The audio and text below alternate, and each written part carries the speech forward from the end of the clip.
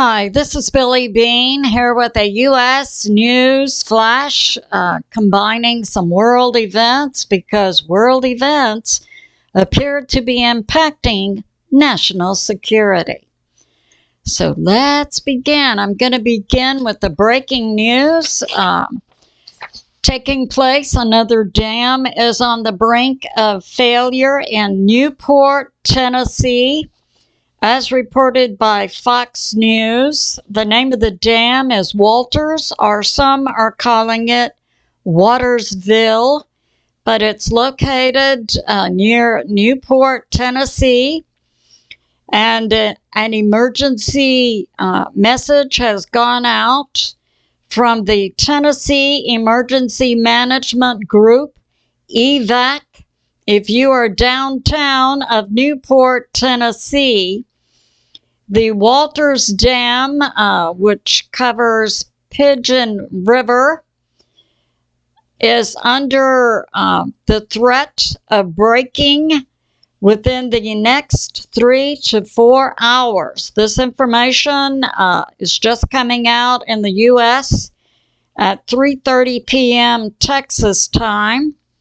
Today is September 27, 2024, and currently in Texas, it's about 4 p.m. So this information is just coming out about a catastrophic failure of another dam as the result of heavy flash flooding from Hurricane Helene. I had earlier reported on a dam failure, Lake Lure Dam, located in North Carolina. This second dam is located in Newport, Tennessee. So we see that's going on. I have a Patriot subscriber who lives in Florida, right about here, Levy County. We made it through, but there were some pretty grueling winds.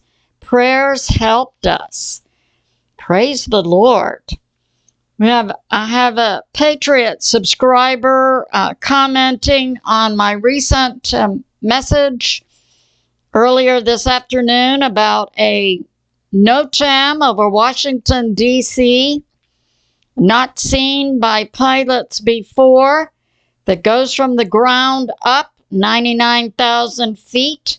When a typical Notam over D.C. just goes up to 18,000 feet. It's believed the U.S. may be under some type of threat based on the recent events today of Israel striking Lebanon. So that's going on. Now, my Patriot subscriber says, does the Notam in D.C. equal a silo launch? I'm just asking for a friend. We hope not. We need to pray against that.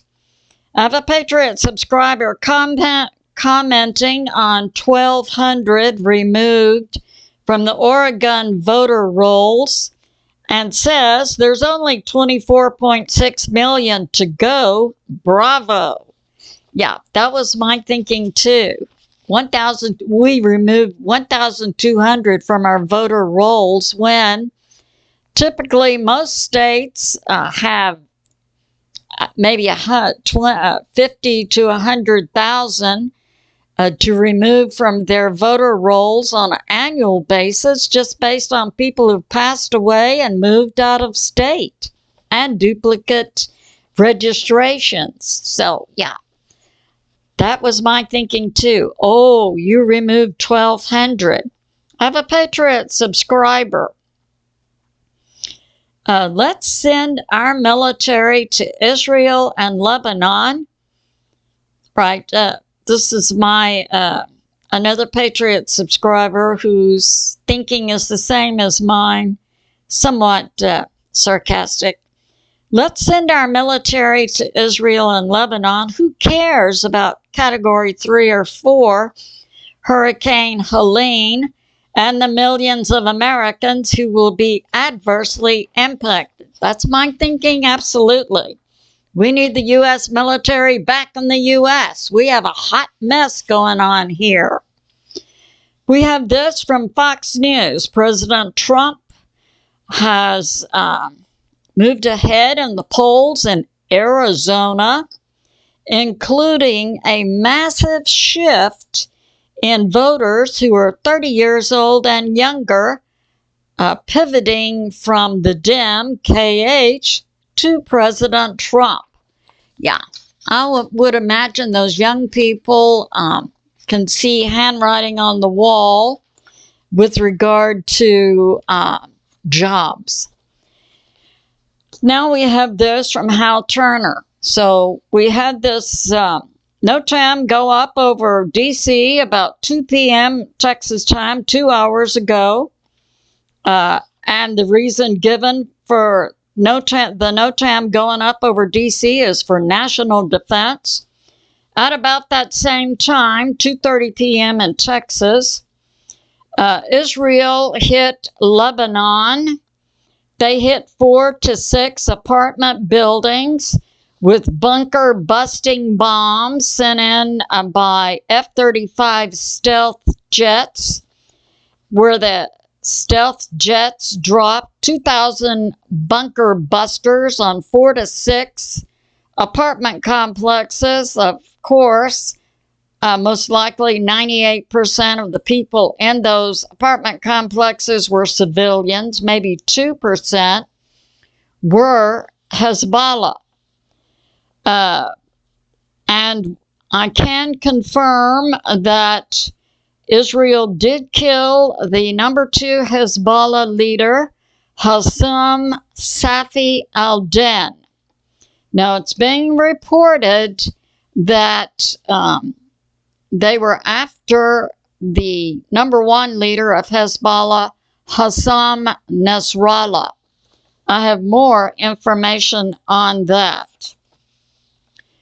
And they also hit some Iranian Revolutionary Guards in these buildings. And the Iran Supreme Leader Al-Khamenei, right after the bombing, which happened, it's 4 o'clock in Texas. This happened about 2:30 Texas time, which would have been about 11:30 at night in Iran, when the Iranian Supreme Leader Al-Khamenei called an emergency meeting at his home, and Iran's embassy in Beirut, Lebanon, says the Israeli strike represents a dangerous, game-changing escalation. So we'll see what comes of the emergency meeting at Khamenei's house that's occurring in our Texas time this afternoon. Now we have this about Hezbollah. They have built many tunnels. In 2006, Israel had a ground invasion into Lebanon. After that, Hezbollah built underground tunnels, and they had help from Iran, and a surprise to me, also North Korea. And they are large enough to move heavy equipment. Last month, Hezbollah released a picture of Hezbollah in underground tunnels moving trucks with rocket launchers. So we can see these tunnels must be very large. Now, New York Prepper is bringing this out. Israel has assassinated Nasrallah. That's being put out by some sources, and New York Prepper says it's not 100%.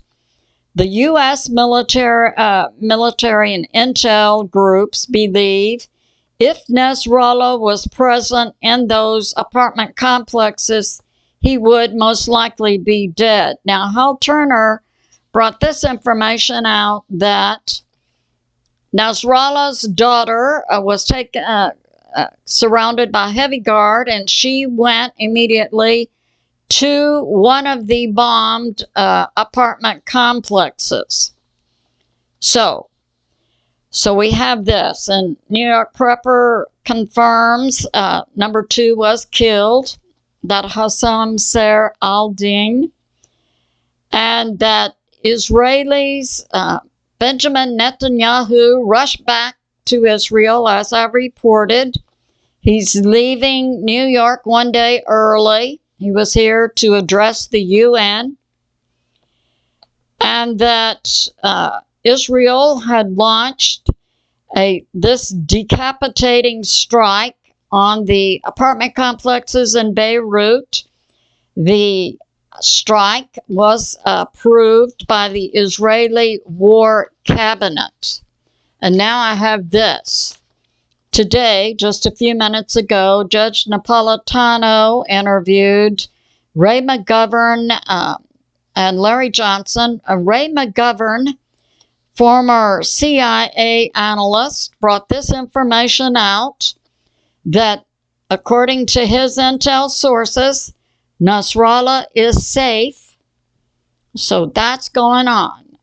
Ray McGovern received this information about 30 minutes ago. So that would have been about 2:30 or 3 o'clock Texas time. So that's going on. We need to be in prayer for America and for world peace. I love you, and I'll see you soon.